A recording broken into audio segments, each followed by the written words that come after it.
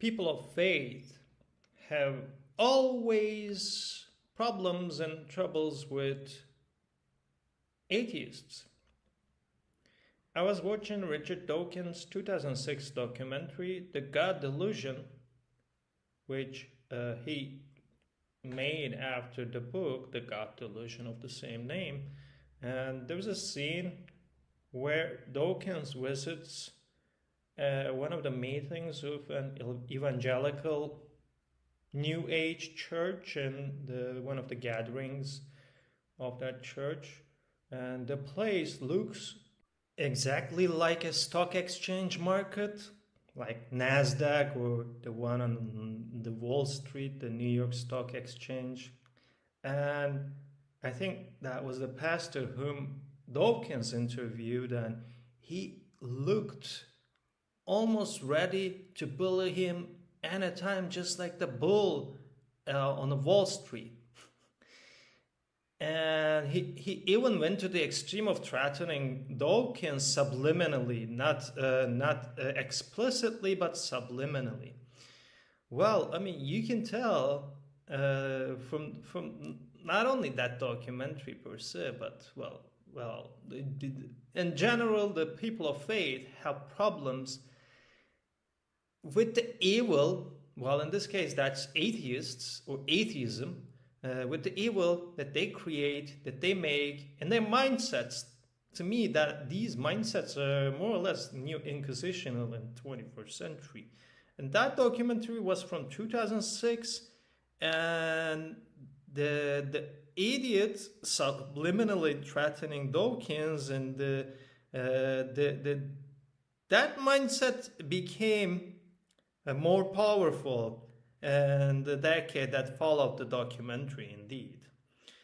Well, that's, to me, no matter what, looks like these demonizations has a lot to do with the rise of neo-inquisitional mindset, which I would like to just call or describe in a broader sense, not in the limited sense in terms of religion, because these mindsets have influenced a lot the seculars as well, and the mindsets of the seculars, just like Dawkins in one of the recent videos that he shared on YouTube.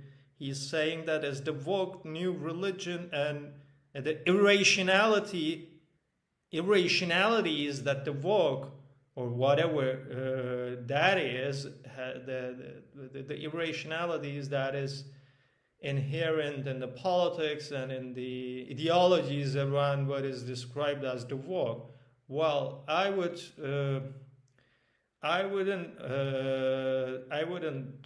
oppose that. Indeed, actually, I do think that what is arguably called or described as the woke might have mindsets that are not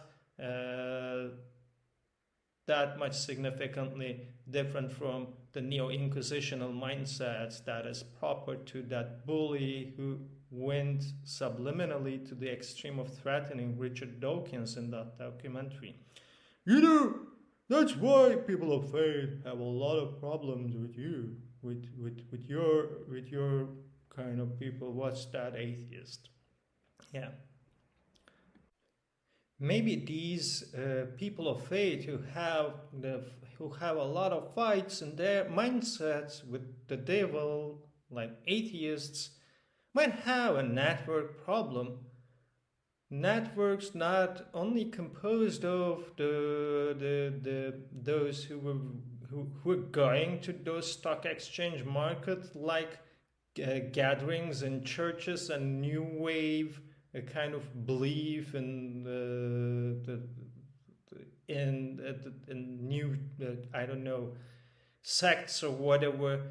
That's not only these problems that and the fights that have in their mindsets is not constrained with the people who are attending to these happenings, but also about like the real mind networks that they have in their minds. Just like, I mean, obviously there's the symptom and that pastor who subliminally threatened Richard Dawkins. Well, not explicitly, again, it was subliminally. And this network neo-inquisitional mindset that I described is both a personal, just like that bully who was threatening or who was using these words around people of faith having troubles and problems with the atheists, and also their own networks composed of their own, let's say, peoples in the community, just like the place is a good spatial set. Indeed, that was a set. That's why I just used the term the stock exchange market, with all that grand televisions on the top showing the big the gross body of that pastor who looks to me is ready to bully Richard Dawkins anytime, and even from the beginning, that might be Richard Dawkins. I don't know. Scene choices of like trying to pick the scenes where he feels that tension and that threat from that evangelical pastor. I don't know. I have no idea. But the gathering looks exactly like a stock exchange gathering, full of speculations, and even what Daniel Dennett described as the Viagra, that stock exchange sorts of gatherings in churches, and making up fictional and illusional narratives around there, irrational to the extent that could be described as irrational, including the walk, as Dawkins has been explaining in detail in one of the videos recently. Well, to me, yeah, network problem, network failure or problem. Yeah, could be that. Yeah, just like the networks and the human mindsets, and this network concerns the place and the network problems and troubles in place and space, that could be compared to the individual mindsets, just like that pastor's mindset that was situated in that stock exchange market like a place. So that's really I looked at, there's no director but Richard Dawkins there in that documentary. That's a beautiful place to go and have that scene in the documentary.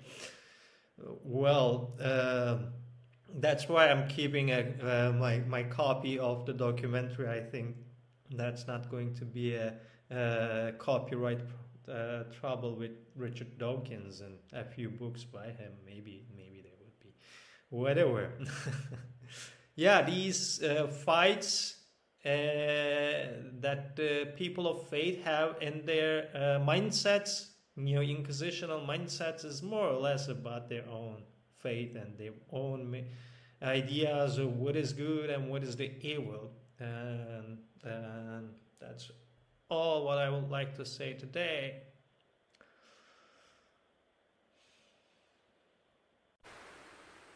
There's the parable from Buddhist or Hindu philosophies, but maybe even in the Asian philosophical traditions, of the elephant and the blind scholars or whatever.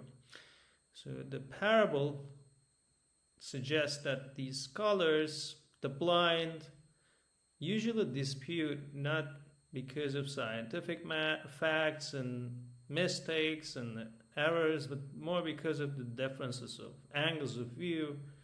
But reality is not necessarily a philosophical issue. It's science. That's all science does, is to end up with facts, the facts. And the scientists if not scientists, but the blind, and the parable, they're termed as blind scholars, or the blind. The disputes or the discussions, fights, these are all outcomes of the angles of views, which might even go to the extremes, as such extremes as the one I've been talking about in the previous podcast. That's the reason why in this brief podcast I would like to coin a new term, as an alternative to the neo-inquisitional mindsets, who could be compared with the blind scholars, or the scholars who have been doing these